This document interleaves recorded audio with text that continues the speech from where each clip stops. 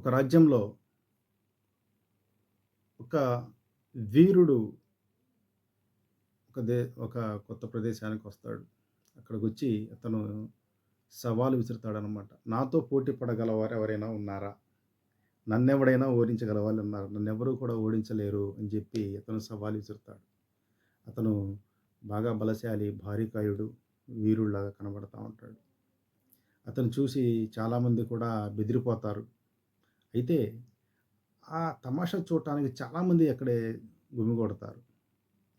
ఆ గుంపులో నుంచి 17 సంవత్సరాల యువకుడు ఒకతను ముందుకొచ్చి, "నేను నిన్ను ఓడిస్తాను" అని జెప్పొస్తాడు.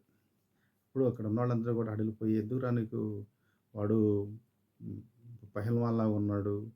భారీకాయుడు, వీరుడు అంటున్నారు. కాబట్టి నువ్వు అతన్ని ఎదుర్కోలేవు. నిన్ను చంపేస్తాడతను.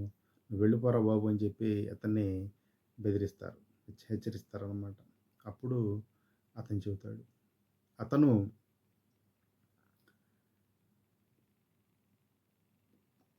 అతని ఆయుధం ఏంటి? ఒడిసెల. ఒడిసెల ఆయుధం.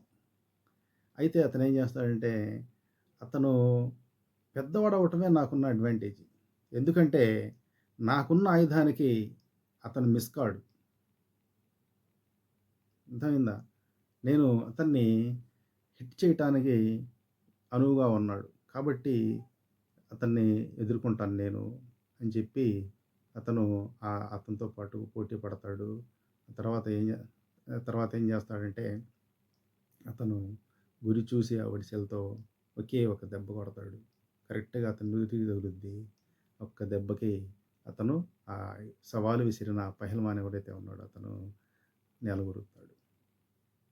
ఎవ అది ఈ కథ ఏదో కాదు. 'డేవిడ్ అండ్ గొలియాత్' బైబిల్‌లోని కథ ఇది. ఇక్కడ మనం నేర్చుకోవాల్సిందేంటంటే, ఎదుటి సమస్యను చూసి, ఆ సమస్య యొక్క సైజును చూసి బెంబేలెత్తే బదులు, ఆ సమస్య పట్ల మనం పాజిటివ్ వైఖరితో ఉంటే, అంటే మనం సాధించగలం. ఆ పెద్దవాడు గాబట్టి మనం నెగ్గలేము అనుకుంటే, అతనితో పోటీలకే దిగేవాడు కాదు. అతనేం ఆలోచించాడు? ఇతను సాధించటానికి తేలికైన అంశం. అంటే అతనితో ఫేస్ చేయగల మార్గం ఏదైతే ఉందో, ఆ వేలో అతను టార్గెట్ హిట్ చేయటానికి అనువుగా ఉన్నాడు అనే ఉద్దేశంతో అతనితో పోటీకి దిగాడు. అదే పెద్దవాడు నేను పోటీ పడలేను, అతనితో ఫైట్ చేయలేనంటే అతను పోటీ పడేవాడు కాదు. అది ఈ విధంగా అతను తన పాజిటివ్ వైఖరితో చరిత్ర సృష్టించాడు. పురాణాల్లో నిలిచిపోయాడు. ఎవరతను? డేవిడ్.